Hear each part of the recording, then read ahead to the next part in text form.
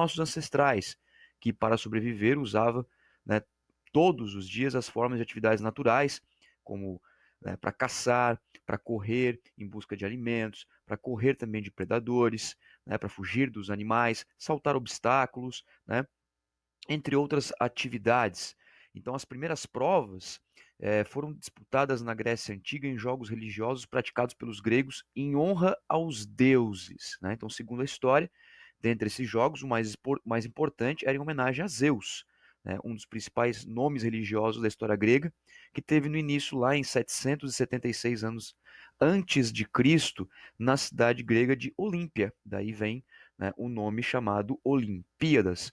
E os jogos eram disputados em 4 anos, assim como é atualmente. Teve um período de crise aí na história, mas, né, até então os jogos são disputados em 4 anos. Então, o atletismo é a forma organizada mais antiga que se existe, praticada já há milhares de anos, e hoje é utilizado como base para diversas práticas esportivas. Diversos esportes hoje utilizam as bases, né, do correr, saltar, lançar, caminhar para o desenvolvimento esportivo, né? Então, o atletismo, a sua prática, devido à questão cultural e religiosa, tinha-se também o culto ao corpo, né? Então, a sua prática era sempre no intuito de premiar aquele indivíduo que era o mais rápido, o mais alto e o mais forte.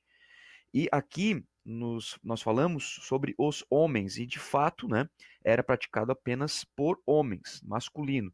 Obviamente que depois, ao longo da história da humanidade, o esporte começou a ser praticado também por mulheres, pelo feminino, e hoje o esporte é praticado por ambos os sexos.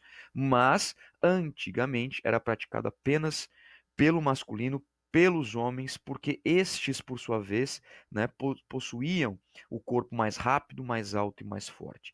Ainda, né, existem muitos resquícios dessas três características, porque o esporte de altíssimo rendimento, isso quando nós falamos de alto rendimento, ainda está vinculado, né, com as características antropométricas, como estatura, né, centro de gravidade, em corridas de longa duração, a velocidade, como provas de 100 metros, e a força, né, aí vinculado com as provas de lançamento, de arremesso e até mesmo potência de membros inferiores para saltar. Então, pessoal, o atletismo ele é um esporte milenar que serviu de base, serve de base, na verdade, para diversos esportes. E a história nós podemos contar basicamente em três períodos. O primeiro período, né, desde a antiguidade até a extinção dos Jogos Olímpicos pelo imperador romano Teodósio, no ano de 393 depois de Cristo.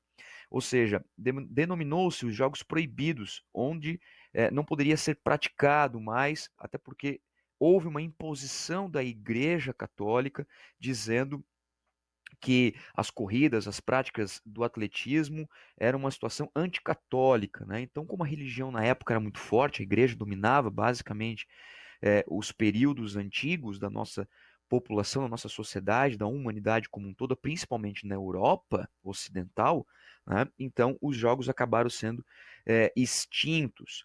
E, claro, teve uma difusão do atletismo pela Europa, mesmo com essa proibição, né? As práticas acabaram existindo porque, de fato, o homem sempre correu, sempre lançou, sempre saltou, e as atividades que começaram a existir mais para frente também, né, alguns jogos, como a própria origem do futebol, algumas atividades de pé e bola, né, como o surf na França, também faz com que as atividades naturais do ser humano, como andar, correr, saltar e assim por diante, também fossem necessárias para tais desenvolvimentos, né? E temos um período muito importante, brilhante na história, que foi o renascimento dos Jogos Olímpicos em 1896, com o barão francês Pierre de Coubertin, que é esse que vocês estão vendo na imagem à direita aí, certo? Antes mesmo, né, teve um congresso internacional para poder decidir os objetivos dos Jogos Olímpicos, né? E os Jogos Olímpicos então reapareceram em 1896, né? 2 anos antes, sendo feito aí um, um congresso para determinar que a volta dos Jogos Olímpicos tinha a proposta de educar os jovens, né, de promover uma integração cultural, integração entre os povos, diferentes culturas, diferentes cores de pele, né? Isso era muito importante dentro do contexto esportivo, que até hoje de fato é, né? As Olimpíadas hoje, os Jogos Olímpicos hoje, que é um dos maiores eventos, se não o maior evento do esporte mundial, tem essa premissa, né, de integrar povos, diferentes culturas por meio do esporte. Além de que o atletismo, assim como qualquer esporte, ele tem sempre a intenção de ensinar, né, de promover sociabilidade. Tem alguns pontos importantes, pessoal, que eu separei para vocês sobre a história do atletismo, tá? Principalmente no século XX, como 1910, tivemos o registro das primeiras competições aqui no Brasil, ainda era sob responsabilidade da antiga CBD, que coordenava todos os esportes. Em 1912, nós tivemos a importância, né, no registro do atletismo, a fundação da IAAF, que tinha, né, o nome como Federação Internacional de Atletismo Amador. Em 14, a CBD se filiou à IAF, isso também é muito importante, né? Ou seja, um órgão nacional vinculado a um órgão internacional. Em 1924, tivemos a primeira participação oficial do atletismo brasileiro masculino em Olimpíadas, que foi em Paris, na França. Posteriormente, em 1977, um pouquinho mais adiante já, nós tivemos a fundação da Confederação Brasileira de Atletismo no Rio de Janeiro, em dezembro de 77 e com exercício a partir de 79. Né? Então, o atletismo se separou da CBD e começou-se a se trazer realmente o atletismo como forma única de manifestação e de organização federal e estadual. Tá? Então, hoje, todas as federações são filiadas, as 26 estaduais e mais o Distrito Federal. Em 2001, já no século XXI, a alteração do significado da IAAF, né, que era Federação Amadora de Atletismo, né, Internacional de Atletismo, passou a ser então chamada de Associação Internacional das Federações de Atletismo, dando um caráter profissional a esse esporte. Tudo bem que já era profissional, obviamente, mas o nome, né, denotava o amadorismo, que de fato não é interessante em termos de sigla, né? Então nós temos aí a Federação Internacional.